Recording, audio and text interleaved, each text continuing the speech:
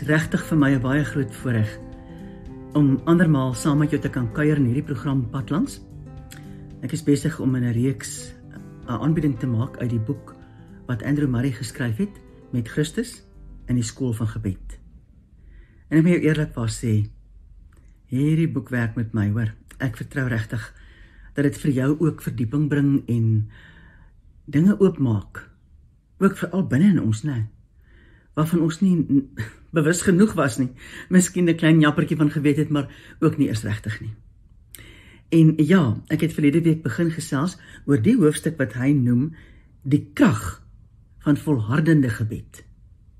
En ek wil dan vandag die aanbieding in die boek van hierdie hoofstuk afrond. Ons het net die eerste deel daaroor gesels verlede week en vandag gesels ons dan verder. En ek wil dan eers net weer lees die skrif. Die woord bly die belangrikste en om self met ons Vader te praat, maar die skrif waarop Andrew Murray hierdie hele boodskap skoei, kom uit Lukas 18.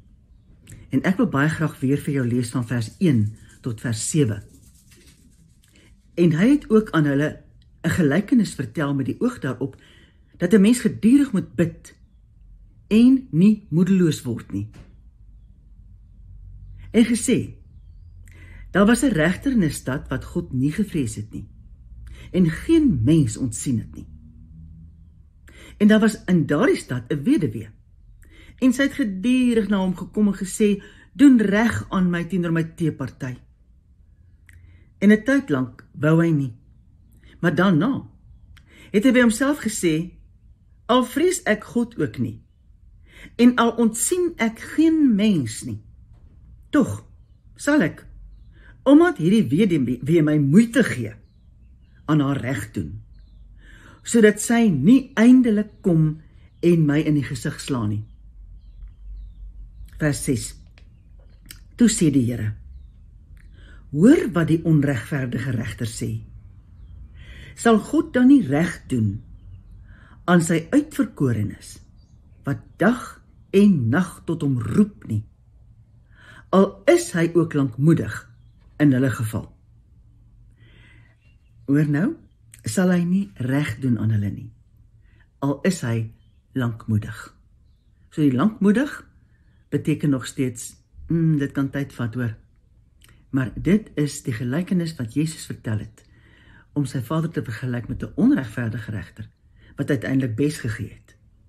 En sal Vader dit nie eerder doen, as hierdie onregverdige regter nie. En net om ons weer in die prentjie te bring, van dit wat Murray geskryf het en waaroor ons in die vorige gesprek gepraat het, hy sê dit gebeur dat mense bid vir 'n saak, en dat hulle baie bid, en veral baie lank bid, maar dit lyk asof daar net geen antwoord uit die hemel kom nie, asof ons Vader letterlik nie weet van hulle nie. Dit is die gevoel wat mense dikwels kan kry. Mense wat bid en bid en bid, en daar kom geen antwoord op hierdie gebed nie. En dan kom Andrew Murray met 2 beelde. Die eerste was die beeld van water. Hy sê, dink aan 'n kragtige stroom, wat sê nou maar in 'n rivier afkom, of wat op 'n plek selfs vloei waar hy nie behoort te wees nie, en wat alles in sy pad met hom saamvat. Gaan kyk waar daardie stroom begin het.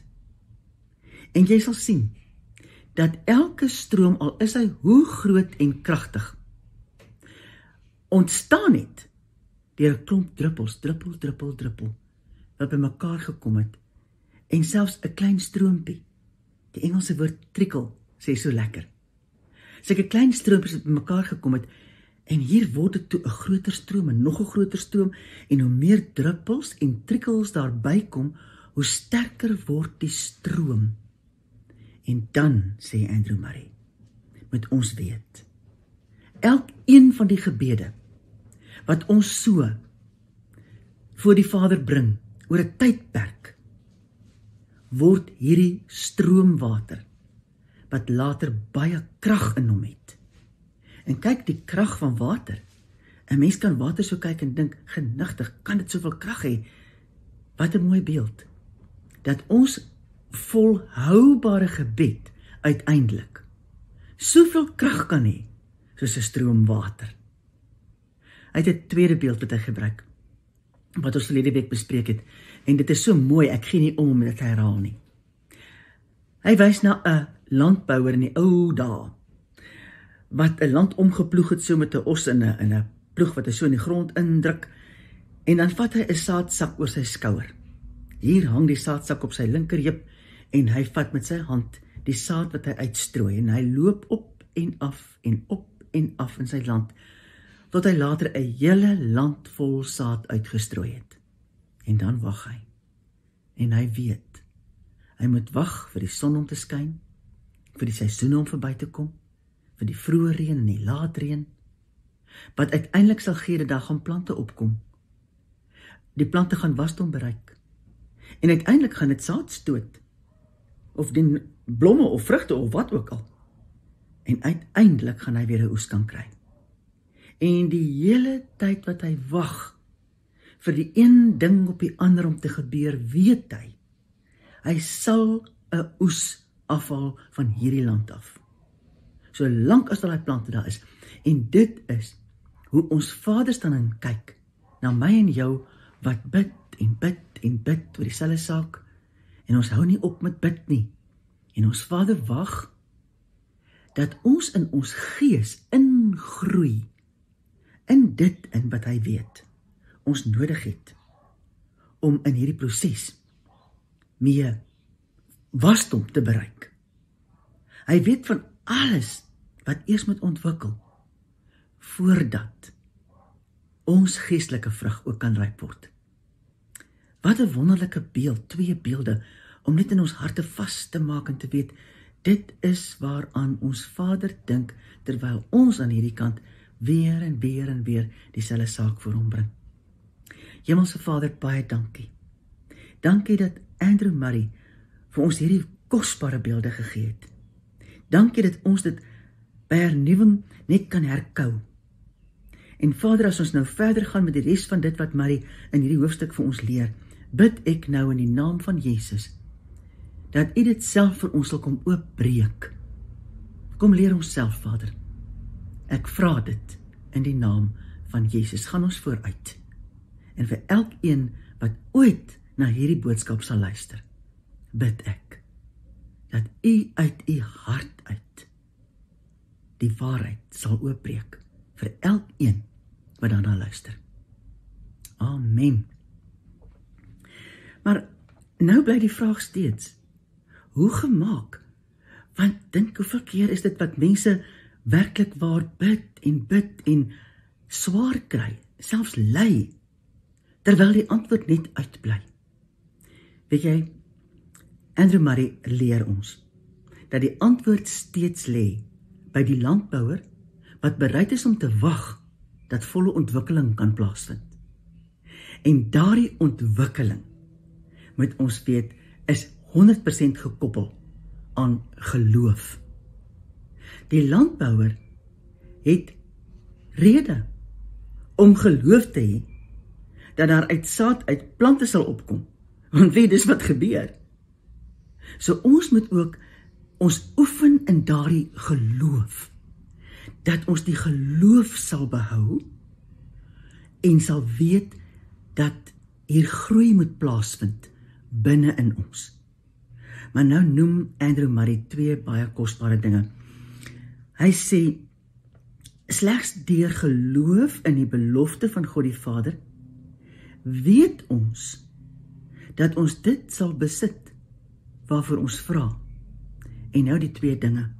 Hy sê, geloof, gryp die antwoord vas. Geloof, gryp die antwoord vas. Van 'n onsienlike, geestelike besitting. Sien dit, beleef dit in jou hart. As jy werklik maar glo, dan gryp jy dit vas nog voor jy dit het. Die tweede ding wat hy noem, geloof verbly hom in hierdie onsienlike besitting. En loof die Vader daarvoor, al het hy dit steeds nie bereik nie. Dat ons ook so werklik waar sal kan vooruitgryp in geloof en weet dit waarvoor ek bid, dit waarvoor ek staan, eendag sal dit gebeur. Ek kan vir jou sê, daar is al dinge in my lewe gewees, wat ek baie jare terug, byna 30 jaar terug, 'n belofte gekry het, wat in hierdie tyd, uiteindelik steeds, nog nooit vergeet is nie, maar wat in hierdie tyd, besig is om in plek te val, ek sien dit. En hoeveel keer het ek al ons Vader herinner, en vir hom gesê, iets my woord gegee, want hy het my woord gegee deur iemand. En uiteindelik is dit besig om te gebeur. Prys sy naam, dat 'n mens kan vashou, sonder om moed op te gee. Moet nie moed opgee nie. Maar hy sê ook, dit is deur volhardende gebed van lof en vertroue, en nie deur ongelowige gebed nie, dat die siel groei, tot dit verenig is met sy Heer. Volhardende gebed veroorsaak, dat ons in ons sielsdimensie, deur die geloof, vasgroei in ons hemelse Vader. Hoorie, daar is 'n groot verskil tussen ons sielsdimensie en ons geesdimensie, want in die siel verloor ons moed, in die siel word ons kwaad, in die siel beleef ons kleinserigheid, en dit verhinder ons om te bid, sodat ons deur die geloof ervaar, dat ons sielsdimensie vasgroei aan die Vader, totdat hy werklik waar vir ons die dinge kan oopbreek, dit waarvoor ons wag, tot die volle antwoord kom.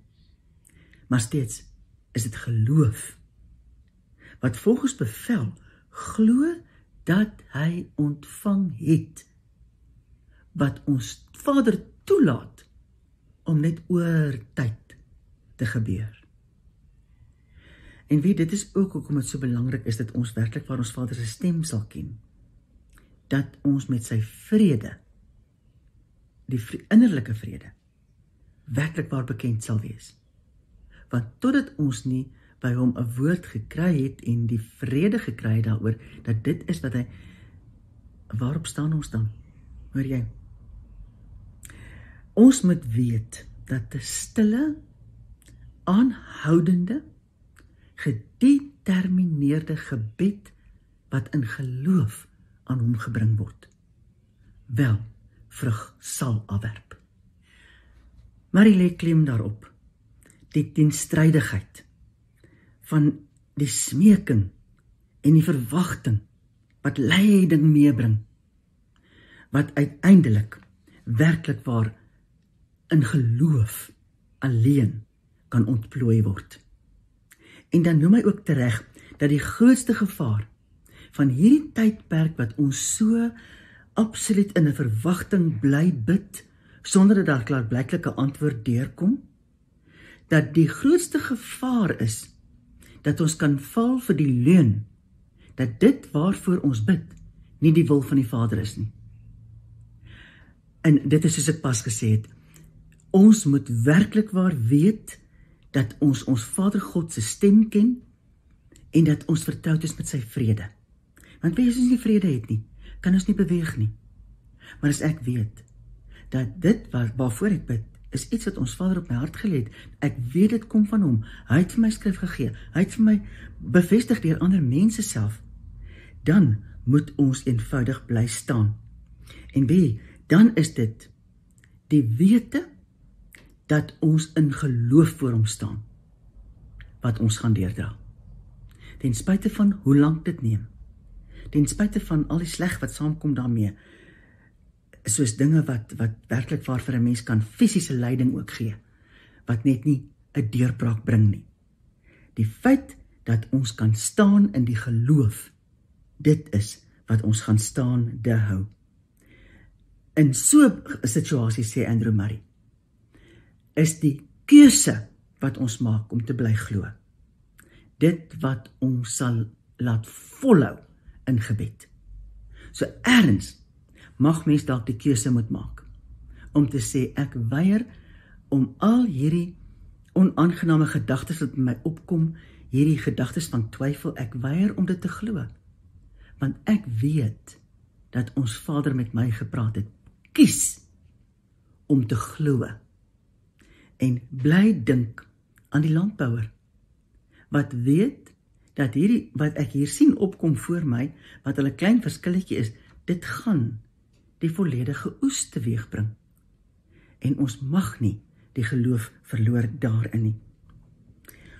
Ons moet gelowig bly bid en elke gebed sien as 'n stap in die regte rigting, wat ons uiteindelik gaan bring by oorwinning.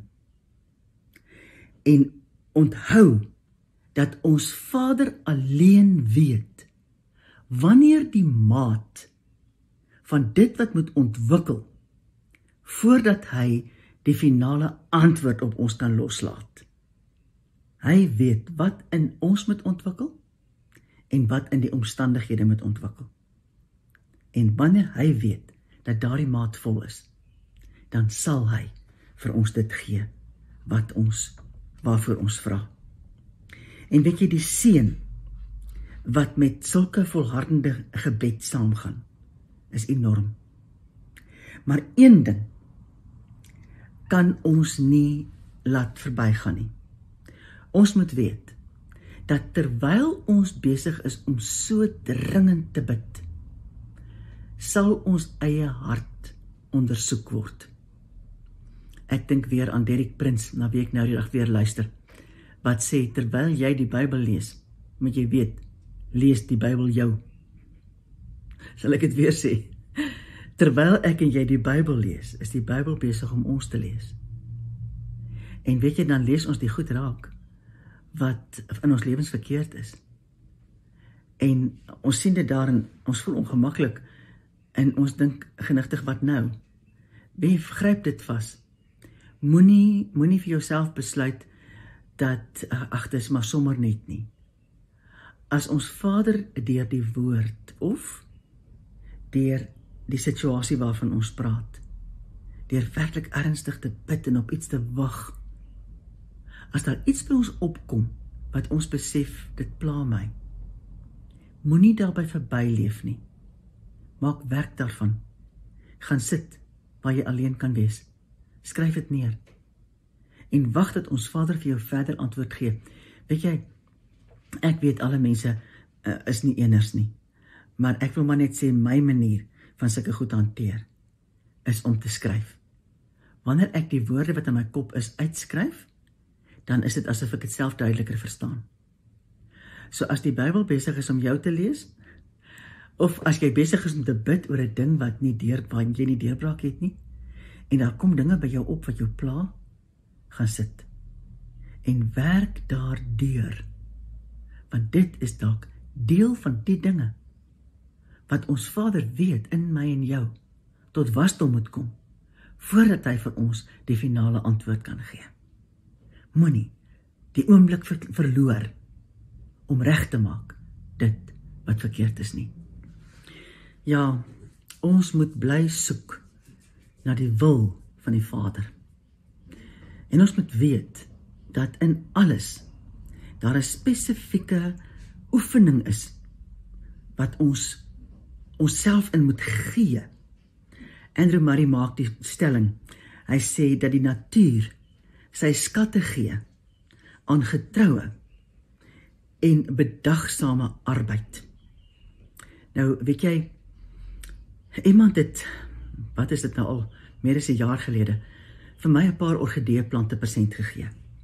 En ek moet jou eerlikwaar sê, ek het van orgidee, ek het altyd die goed aan die lewe probeer hou, maar ek het nie reg weggekry nie. En hier kom mense, en hulle gee my so 'n paar plante persent.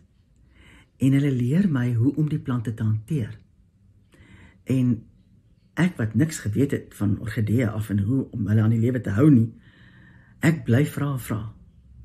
Maar ek kom agter, as ek nie doen wat my vriende my leer nie, kry my plante swaar.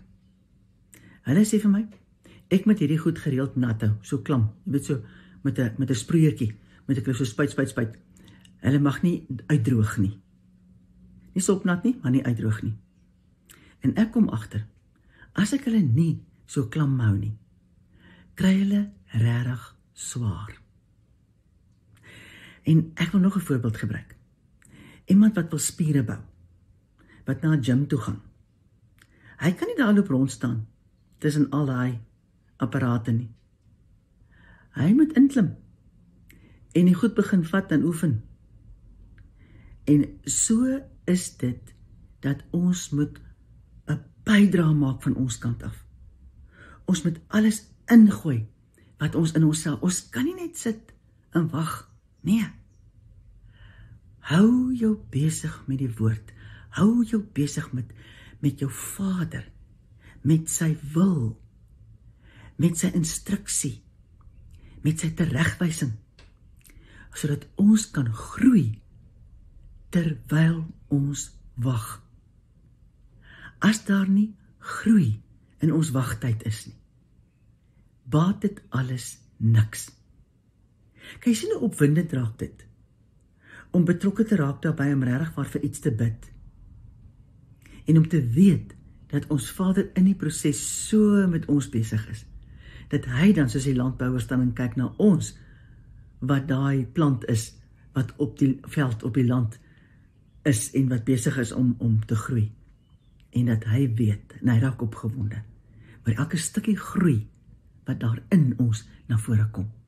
Man, weet jy, ek wil sommer vir jou sê, ek raak opgewonde, want alles wat Andrew Murray die beeld so van gebruik van ly en swaar kry, dit raak vir my sommer net weg. En ek begin net besef, watter heerlike vooruitsig is daar, om werklik waar, op hierdie manier, betrokke te raak, by ons, deur ons Vader. Al verstaan ons nie alles nie, en dat het ons geen idee, van die pad wat ons loop nie, dat ons sal vashou, aan die eindproduk, wat deur geloof bepaal sal word, op die tyd, wat ons Hemelse Vader daarvoor bepaal het. Onthou weer, een van sy name is El Olam, en Olam beteken ewig, maar Olam beteken ook, die volmaakte goddelike tydsberekening vir dinge, om plaas te vind. Weet jy, die saad, wat ons op hemelse bodem saai, die inspanning, waarmee ons volhard en volhou, en die invloed, wat ons op die manier probeer uitoefen op die wêreld rondom ons en in ons eie lewe, dit alles vereis ons hele wese. Dis nie iets waarmee ons so njappertjie kan besig wees nie, nee. Ons met alles wie ons is, moet ons daarin gooi. En dan sal ons uiteindelik die vrug daarvan pluk. Andrew Murray vra vir ons, laat ons sal vashou aan die groot vertroue, dat ons op die regte tyd sal maai. Maai is so 'n ou woord. Onthou jy, saai en dan maai, dis om die oes in te bring. Dat ons sal vashou in vertroue, dat ons oes op die regte tyd sal inkom, en dat ons nie sal verslap nie.